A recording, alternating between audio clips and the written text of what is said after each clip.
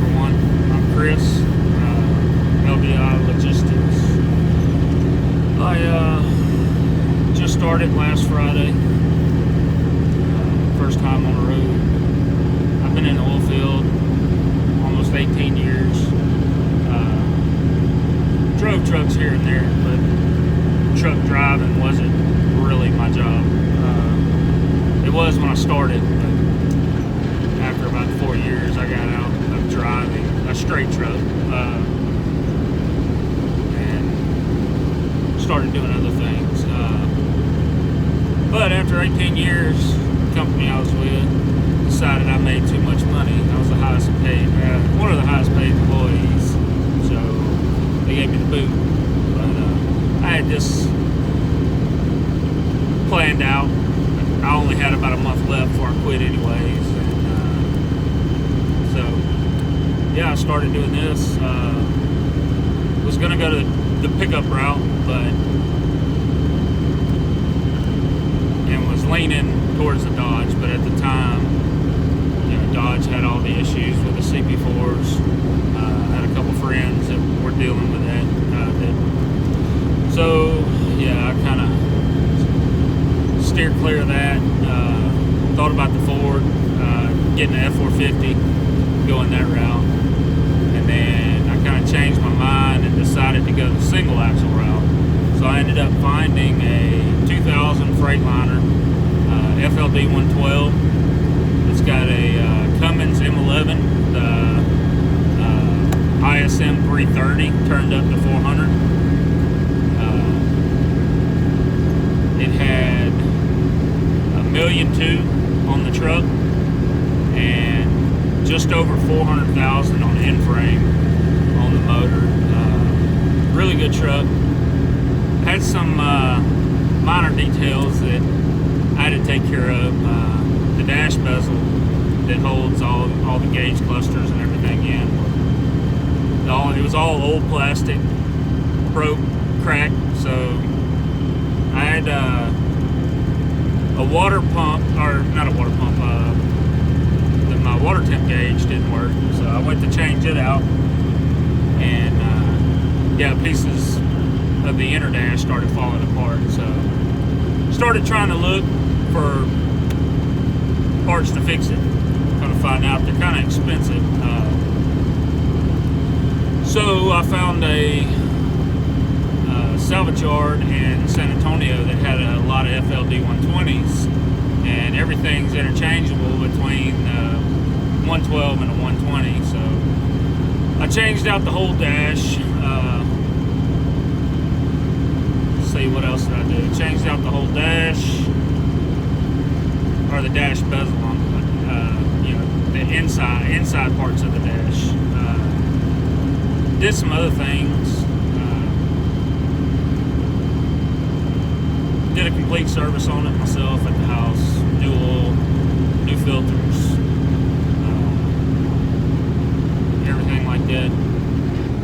The truck, when I bought it, came with a 2018 Kerr 53-foot StepDeck. StepDeck's got two 12,000-pound tandem axles on it. It's a full hydraulic tilt, 44-foot lower deck, 53-foot or 9-foot upper deck. It's got a 17.5 winch built into the deck, into the front of the lower deck, in a toolbox. Then it comes out of the toolbox, and then it's got a 4-inch C-channel down the center of the trailer that the winch line could run down with a roller.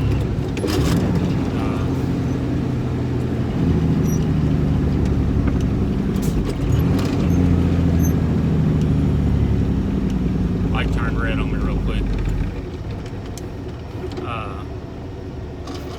Yeah, good little setup. I got 20 on the rear that I could put it, well, 10 I could put on the rear. I scaled the truck out empty, and I think it was like 9,800 pounds on the rear axle.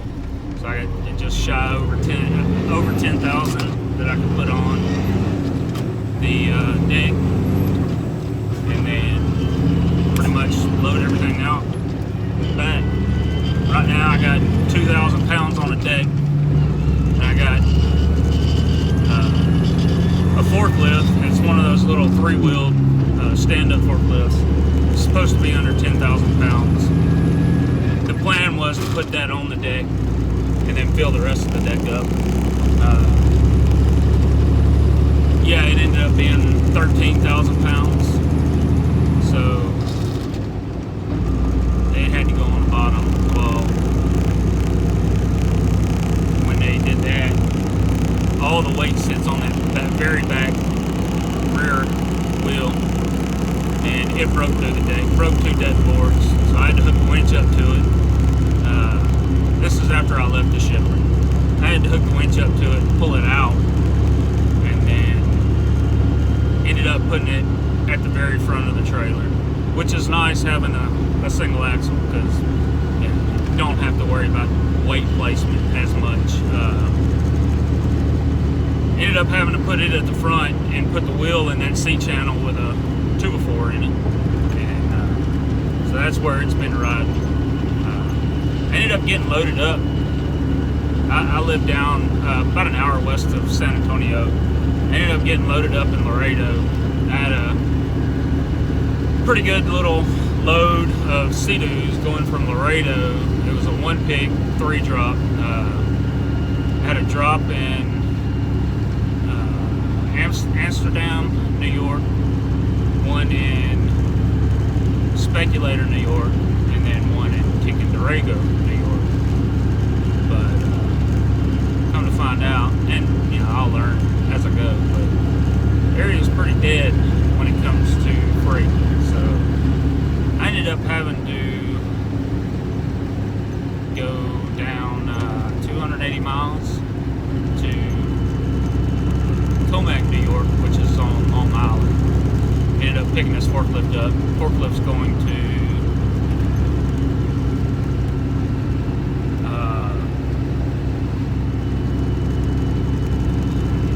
shoot, I forgot where it's going. It's going to McAllen, Texas, all the way down on the border.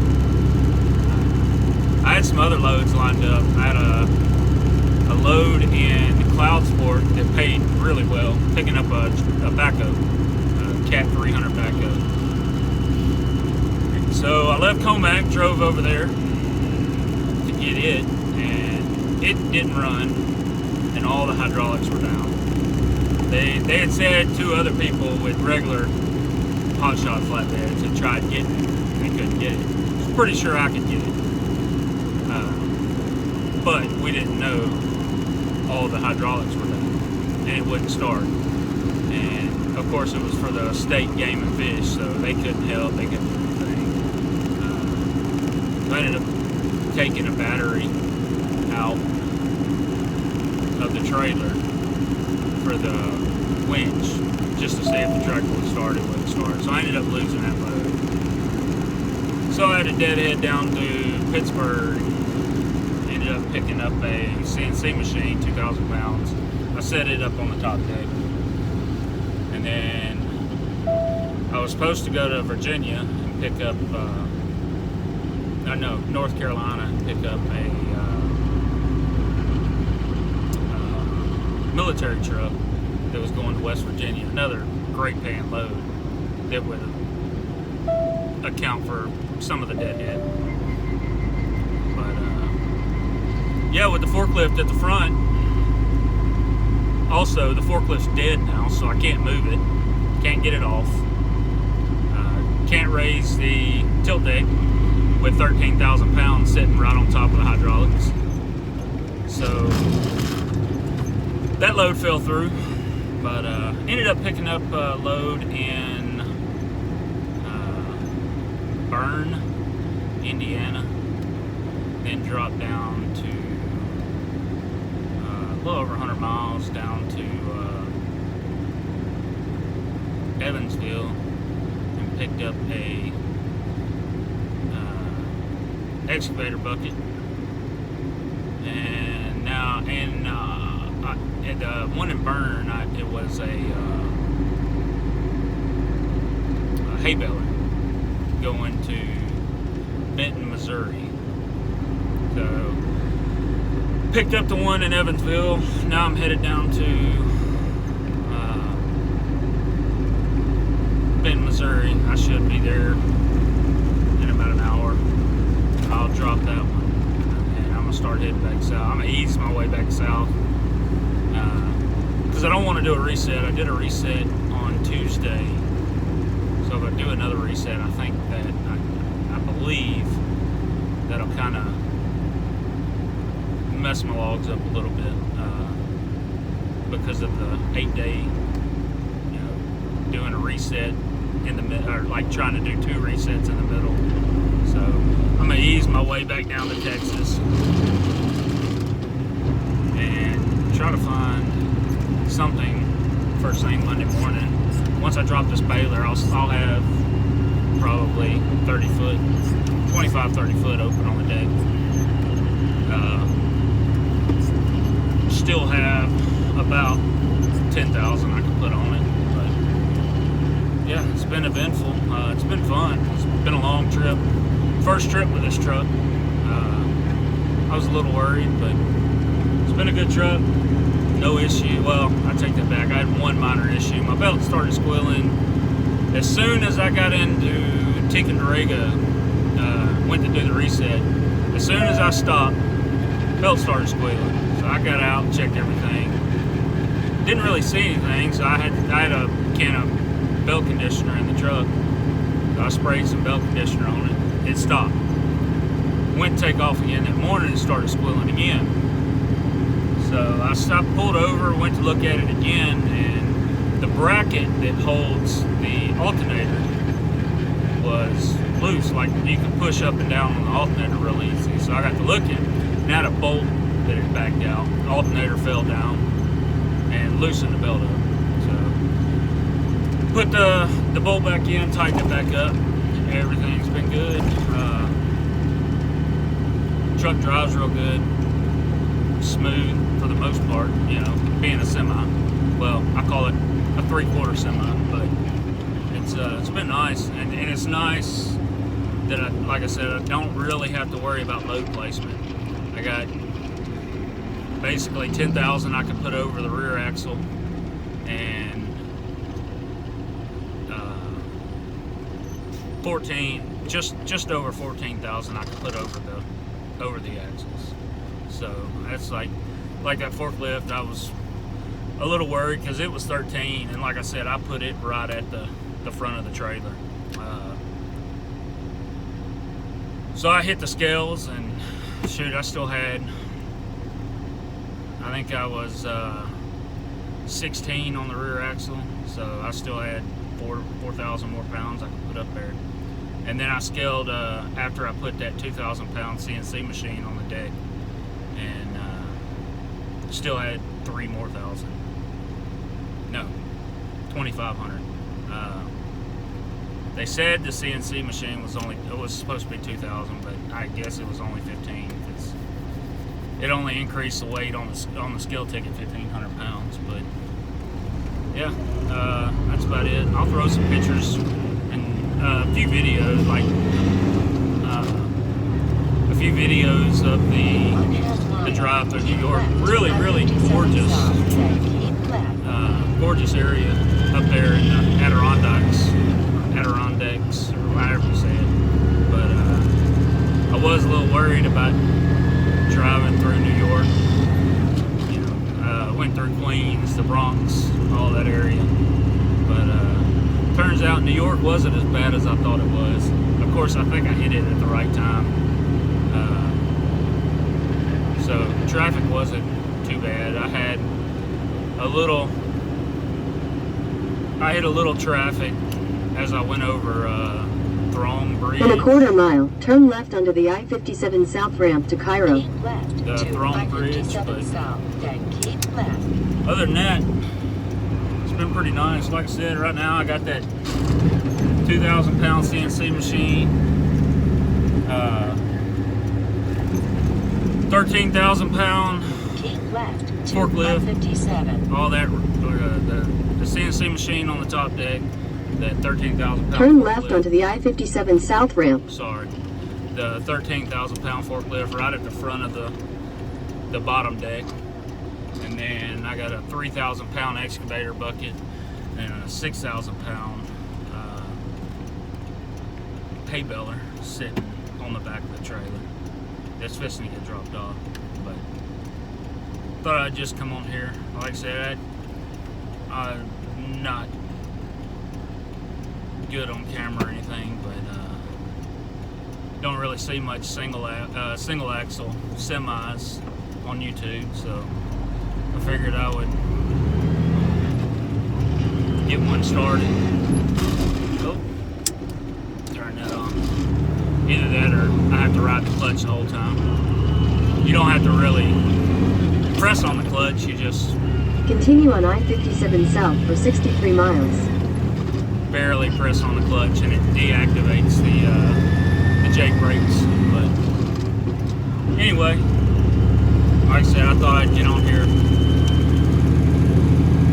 do a video, see what it's like being in a single axle semi. Gas mileage has actually been pretty good in this truck.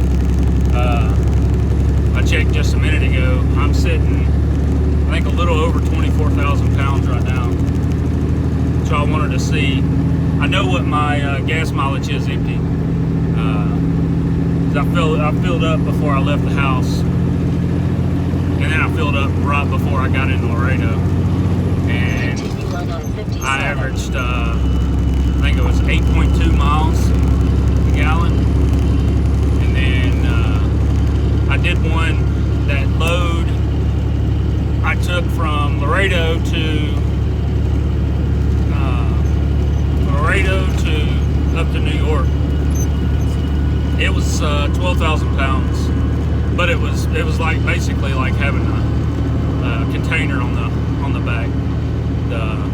They ended up putting 4 of them Sea-Doos up on the top deck, so they stuck up over the truck, or stuck out above the truck about 3 foot. So I had a little wind drag there, but I was still getting like 7.1 miles to the gallon. Every fill up, I was keeping track of the mileage and comparing it to the gallons I filled up. And like I said, 7.1 miles to the gallon with that load, and empty around, I think it was either 8.1 or 8.2 miles to the gallon. So not too bad, not much worse than a pickup. And actually, it's kind of nice. I'm a big old boy, 6'3", 300 pounds, so it's nice having a sleeper in the back. I ended up taking the seat out in the passenger side, and I got my Yeti cooler. Well, it's not a Yeti, it's an Arctic, but ended up putting my Arctic and strapping it down. You know, to be legal with DOT, I think everything in the cab has to be secure. But so I got that stocked up with food, water, and everything else. So yeah, it's been pretty comfortable in here. Anyway, that's about it. I'll do, I might do some more videos. I don't know. Like I said, I'm not really a camera person, so we'll see. But yeah, if y'all got any questions or anything, leave them in the comment section. I'll answer them as best as I can. I think one thing I forgot to mention, this truck, the truck and trailer, is the GVWR, or the gross combination weight rating for both. I got it apportioned at 54. I can actually haul a little more than that, but you hit that 55 mark, according to what Texas told me, you hit that 55 mark and it ends up, you know, you have to fill out the heavy use tax, I think form 2290. So I just went ahead and did it at 54. Trying to think if there's anything else. Oh yeah, Texas is pretty bad right now with trying to get a portion in IFTA. I still don't have IFTA. I'm running permits through all the states, so that's eating into the profit a little bit. But good thing is I paid cash for the truck and trailer. It come as a combination. The guy sold it both as one. So yeah, not much overhead. Insurance, I think I got insurance at like $1,200 a month. I think I had to put $2,300 down. I started everything back in October. Ended up buying the truck December 18th, and started on a portion, and I didn't get a portion until the end of January, and I had to wait to do IFTA until I got that. So yeah, I'm still waiting on IFTA. I think the last they told me it should be finished and mailed out, or well, they would get to my application at the beginning of April. So that's almost 2 months waiting for IFTA. So yeah, I'm ready to get that. I'm tired of pulling permits for every state I go through. I shouldn't have done it because I haven't hit a scale yet. All the scales are closed, I guess because of COVID, but yeah, I didn't want to risk it, so I've been pulling permits for every state. But yeah, that's about it. I guess I'll end it here. I think it went a little long. Like I said, if y'all have questions, ask in the comment section. I'll try to answer the best I can. We'll talk to y'all later.